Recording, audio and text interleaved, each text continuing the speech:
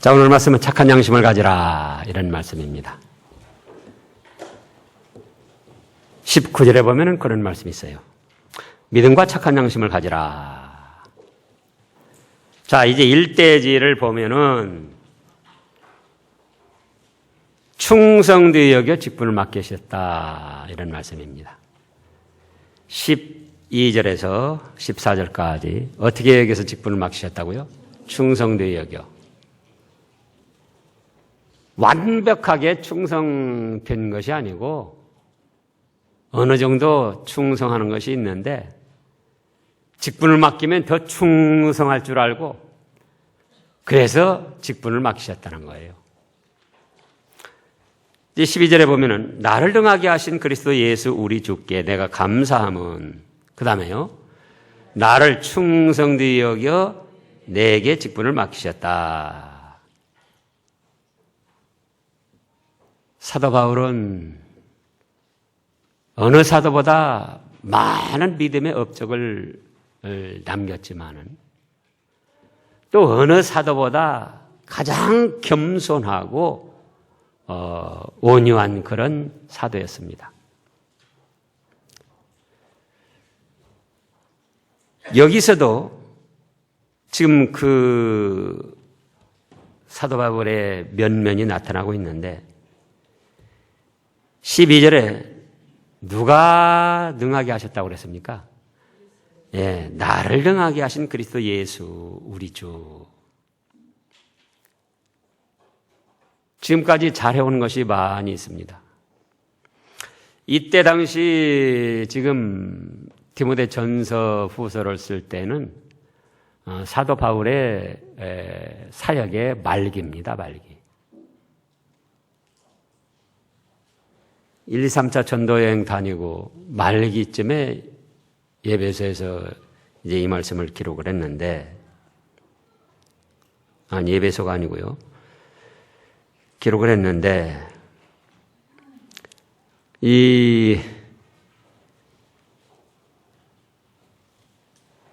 자기가 지금까지 1, 2, 3차 전도여행 다니면서 수많은 일을 했는데, 그것이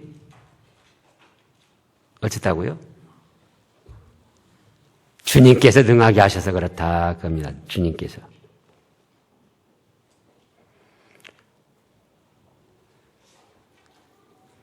그래서 자기 자신이 충성을 했고 또 완벽하지 못했지만은 주님께서는 충성할 것으로 여겨서 또 직분을 맡기셨고, 그렇기 때문에 또 바울이 또 다시 충성을 했습니다. 전에는 어떤 사람이었는가? 전에는 13절에 나오는 대로 회방자요, 핍박자요, 폭행자였습니다.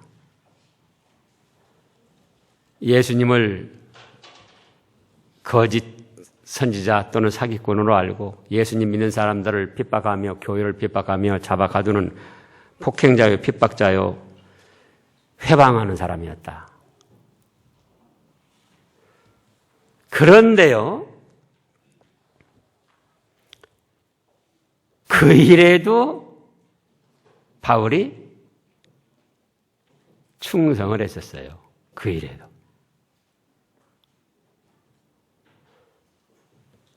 그러니까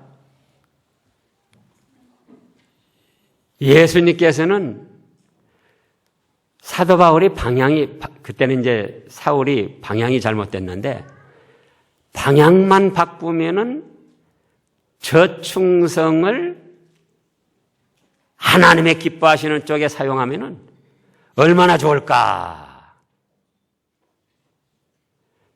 그래서 충성되이 여겨서 사도의 직분을 주셨다는 거예요. 오늘날도 그런 사람들이 많이 있습니다. 재능도 있고 열심도 있는데 방향이 잘못된 사람들이 있어요. 사회적으로도 직장이나 일반적으로 행하는 사람도 그렇고 신앙의 사람들도 그렇고 재능도 있고 무엇도 있어요? 열심도 있어요. 근데 방향을 잘못 잡아가지고 오히려 나라를 어지럽게 하고 회사를 어지럽게 하고 교회를 어지럽게 하고 그 재능, 그 열심, 그 충성을 가지고 좋은 일, 선한 일, 하나님이 기뻐하시는 일에 썼더라면 얼마나 좋을까. 사실 교도소에 가서 있는 사람들이 멍청하고 몰라가지고 온 사람들은, 실수해서 온 사람들 극히 드뭅니다. 다 보면은 난다긴다 하는 말 재주와 어떤 실력들이 있는 사람들이에요. 근데 그거를 어떻게 썼다? 잘못된 방향에 썼다. 그거 잘못된 방향에. 이제 사울이가 그랬던 사람이에요. 유대교의 골수 분자로 빠져가지고 유대교가 아닌 것은 전부 다 잘못된 것으로 여기고 유대교를 위해서 충성하는데 폭행을 하고 열심을 내고 핍박을 하고 그런 사람이었다 그거예요. 그런데 그런 사람이 방향을 바로 잡아서 그렇게 열심을 내고 충성을 하면은 얼마나 좋았겠느냐. 예수님은 그렇게 사도 바울을 사용하신 거예요. 너 그런 일에도 충성하는 거 보니까 방향만 잘 잡으면은 내일 하나님의 기뻐하시는 생명을 살리는 일로 충성하겠다. 그래서 이제 사도의 직분을 맡기셨더니 그 은혜를 깨닫고 사도 바울이 다시금 충성을 했던 거예요. 그 회사 같은 데서도 결사투쟁 막 그러잖아요.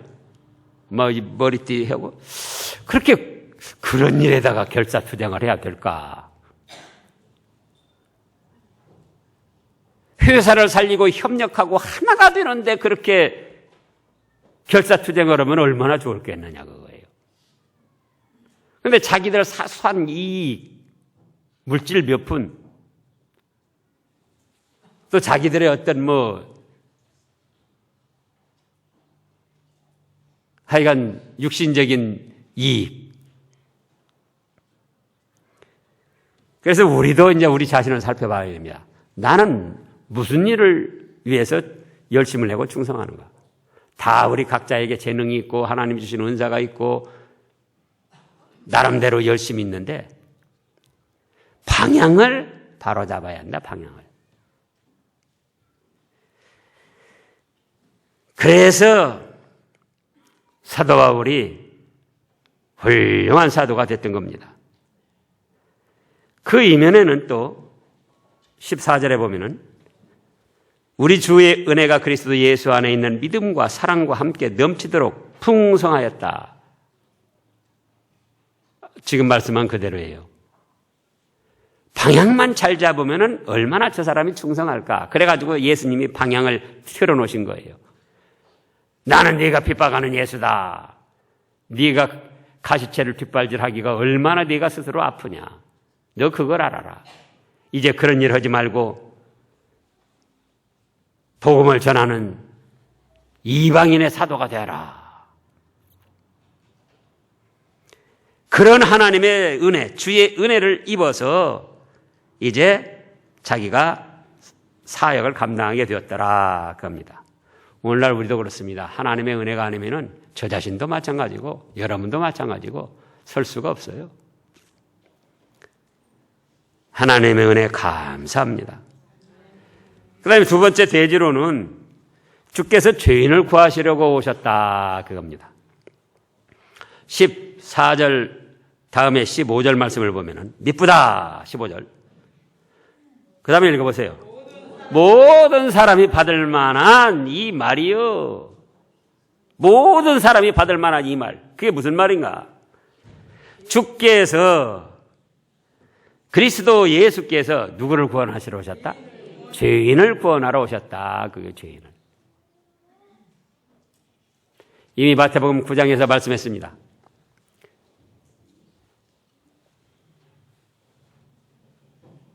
건강한 자에게는 의원이 있을 때 없고 병든 자에게 있을 때 있느니라. 내가 의인을 부르러 온 것이 아니요 죄인을 부르러 왔다. 많은 사람이 죄 때문에 괴로워합니다. 양심의 가책을 받고 찔림을 받고 내가 이래서는 안 되지. 그러면서도 예수님을 믿으라고 복음을 전하면은 아이고 내가 죄가 많아서 못 나갑니다. 나중에 다 해결하고 나서 나가죠. 자기는 딴의 양심을 쓰는 것 같은데 그야말로 아주 어리석은 일이에요. 사람의 힘, 자기 능력으로는 죄를 해결할 수가 없습니다. 또 여기 말씀에도 있듯이 예수님은 의인 부르러 오신 것이 아니에요. 의인은 없나니 하나도 없다고 했잖아요.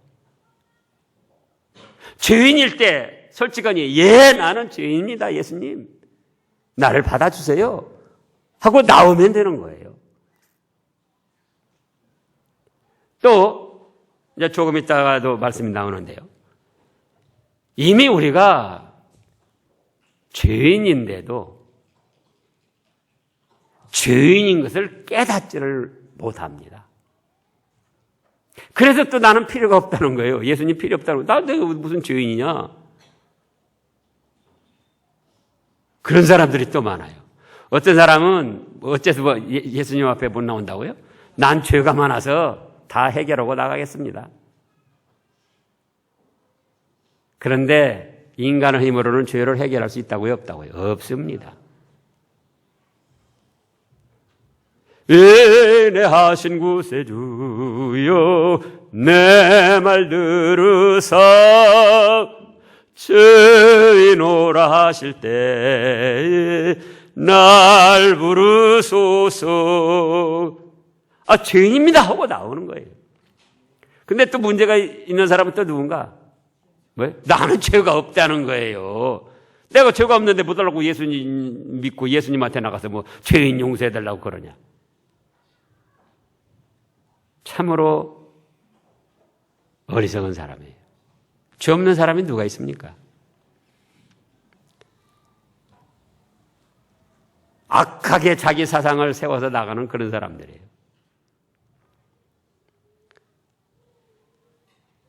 그런데 사도 바울은 자기가 죄인임을 깨달았어요. 네. 자, 미보다 모든 사람이 받을 만한 이 말이여 그리스도 예수께서 죄인을 구원하려 하셨고 세상에 임하셨다. 그 다음에 뭐라고 그랬죠? 내가 죄인 중에 괴수니라. 처음에 말했습니다. 사도 바울의 이런 겸손하고 온유함이 있기 때문에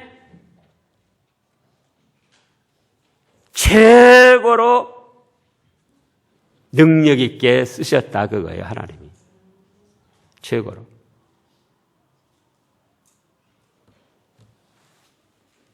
사도 바울이 그러면 정말 죄인 중에 괴수인가? 빌립보서 3장을 보겠습니다. 321쪽쯤에 빌립보서 3장에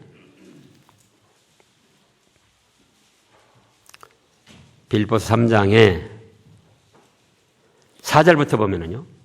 그러나 나도 육체를 신뢰할 만하니 만일 누구든지 다른 이가 육체를 신뢰할 것이 있는 줄로 생각하면 그러면 나는 더욱 그러하니라. 내가 8일 만에 할례를 받았고 이스라엘 족속이요 베냐민 지파요 히브리인 중에 히브리인이요 율법으로는 바리새인이요 열심으로는 교회를 핍박하고 율법의 의로는 뭐가 없다? 흠이 없는 자로다.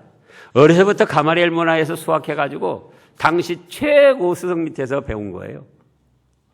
그리고 또 사도 바울에게는 뭐가 있었습니까? 로마 시민권이 있었어요.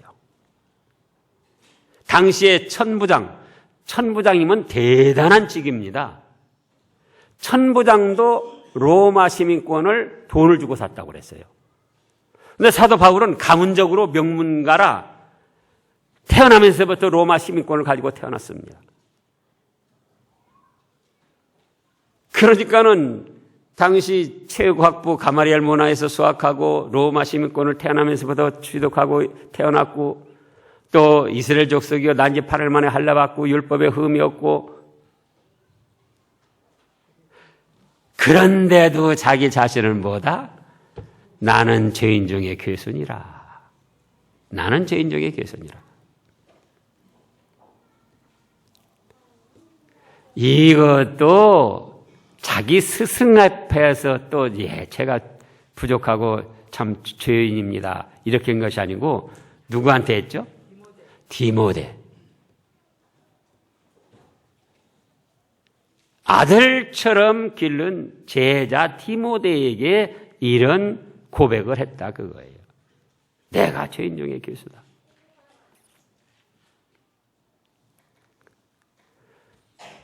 어째서 이렇게 할 수 있었는가?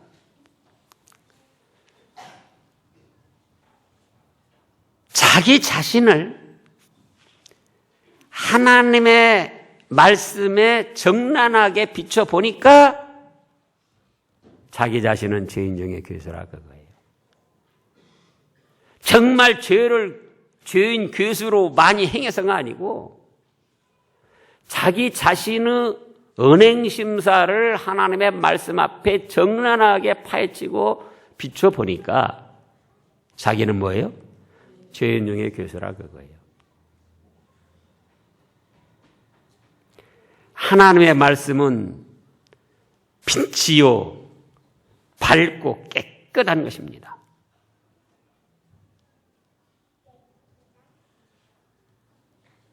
빛이고 밝고 깨끗한 하나님의 말씀에 비춰보니까 자, 어두운 가운데에는 캄캄한 가운데에는 연탄 배달하는 분 검정 묻고 검은 옷 입은 거 보입니까? 안 보입니까?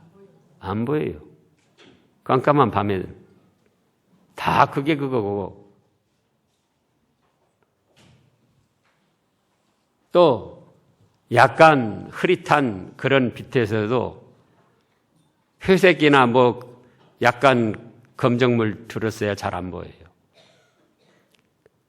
근데 밝은 햇빛에 보면은 조금 한 점, 조금 얼룩진 것도 다 보인다 그거예요. 그래서 사도 바울은 믿기 전에는 뭐 몰라서 그랬고 믿은 다음에는 자기 자신의 언행심사를 철저하게 하나님의 말씀 앞에 비춰본 거예요. 뭐에 비춰봐요? 하나님 말씀 앞에. 말 한마디 한 거, 마음 한번 쓴 거, 행동 한번 한 거. 팔이 안으로 굽는다고 자기가 자기를 위한 이기주의적으로 생각을 하지만 정말 하나님의 말씀으로 보니까 이기주의로 자기 위한 생각한 그것도 죄더라 그거예요. 그것도 자기 자존심, 체면 그거 세우려고 한 거 그것도 죄고 그러잖아요. 그래서 자기는 뭐 했다? 죄인 중에 괴수라. 겸손하고 온유하고 진실하게 고백을 했던 거예요. 이런 사람이기 때문에 하나님이 그래 네가 방향만 잘 들으면은 충성들이 큰 일을 할 수 있겠다. 그래서 세우셨더라 그거예요. 우리가 말씀에 우리 자신을 비추어 봐야 됩니다. 그러면 우리 스스로가 정말 누구를 탓할 수 없을 만큼 너무 부끄러운 존재인 걸 깨닫게 돼요. 어둠컴컴한 자리에서 있으니까 자기 자신 더러운 것도 모르고 다른 사람 더러운 걸 모르는 거예요. 정말 밝고 깨끗한 빛이 되시는 예수님의 말씀, 하나님의 말씀 앞에 자신을 언행심사가 비춰보라고요. 얼마나 더럽고 추하고 부정한 인간인가. 그걸 또 솔직하니 고백한, 감추려고 하지 않고 그 진실함, 그것이 또 예수님 앞에, 하나님 앞에 기뻐하심을 입은 거예요. 그래가지고 주께서 또 어떻게 했습니까? 그런 바울이기 때문에 오래 참아주셨어요. 그래, 네가 그렇게 깨닫기 때문에 조금 더 참아주면은 내가 정말 훌륭한 사도가 되겠다. 그래서 16절에도 보면 그러나 내가 긍휼을 입은 까닭은 예수 그리스도께서 내게 먼저 어째요? 일체 오래 참으심을 보이사 후에 주를 믿어 영생 얻는 자들에게 본이 되게 하려 하심이라.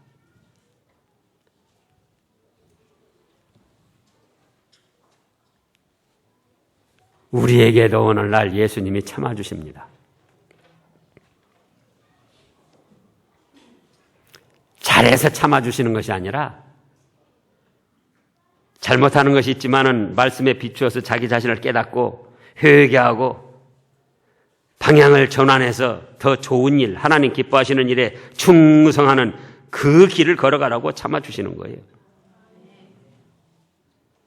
그래서 이제 이걸 깨닫고는 17절에 만세 후반 곧 썩지 아니하고 보이지 아니하고 홀로 하나이신 하나님께 존귀와 영광과 권세를 돌릴지어다 하고 아버지 하나님께 찬양과 영광을 돌렸어요.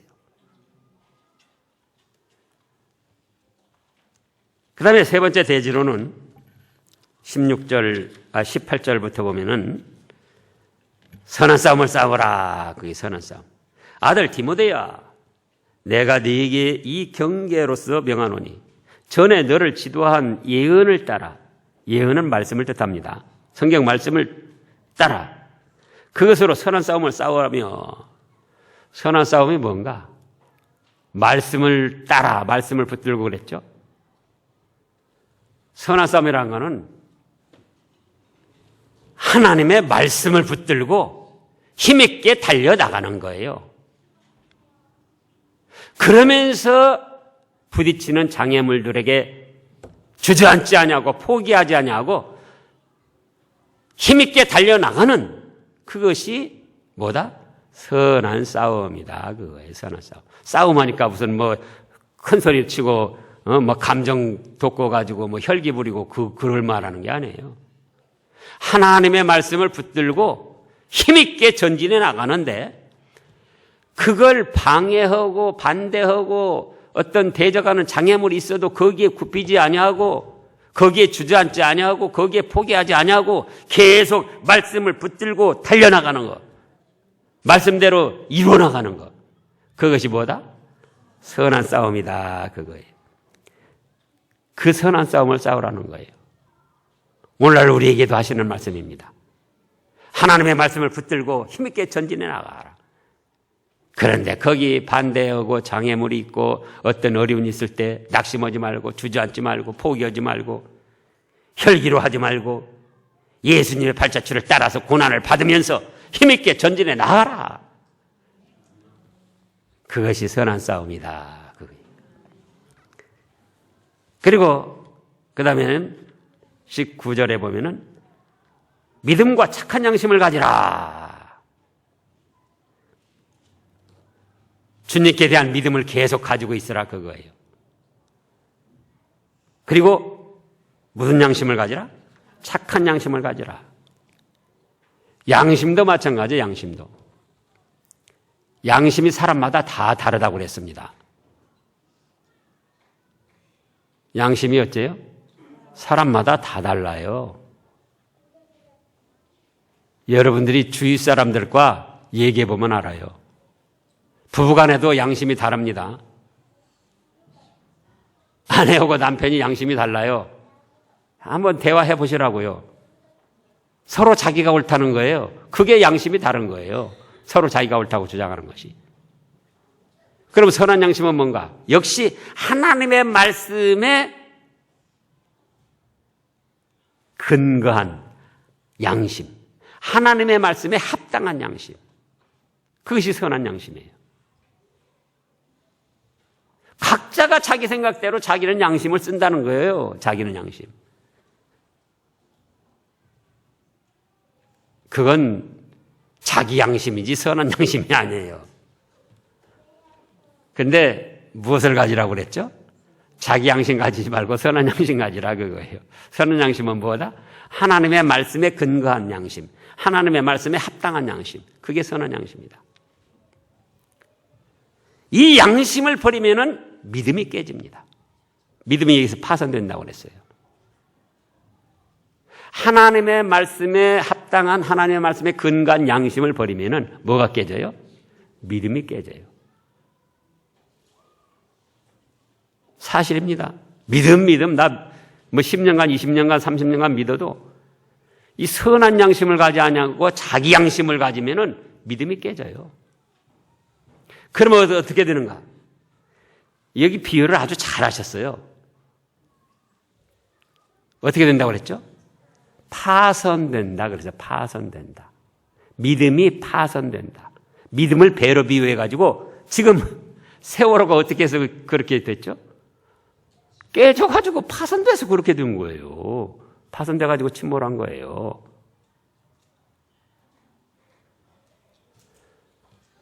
그래서 선한 양심을 갖지 않냐고 자기 양심을 가지면 믿음이 깨지고 파손되니까는 세상의 온갖 더럽고 추한 죄악과 술수, 인간적인 꾀가 다 들어와서 세상 가운데로 빠지고 맙니다.